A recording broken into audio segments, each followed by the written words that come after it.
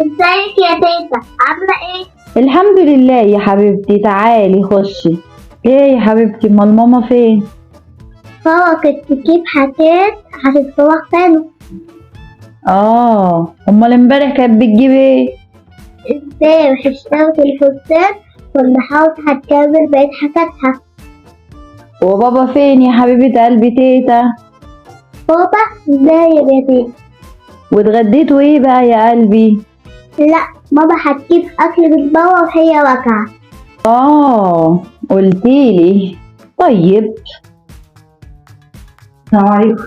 سلام عليكم ورحمة الله. ازيك يا حبيبتي؟ ليه كده يا ماما؟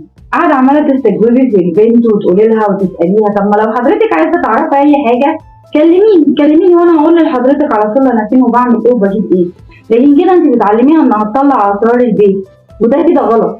وأنت يا حبيبتي مش أي حد يسألك تجاوبيه كده على طول، حتى لو كان قريبنا أو مهما كان درجة قرابته لينا. ما ينفعش إنك تطلعي أسرار بيتنا كده بره.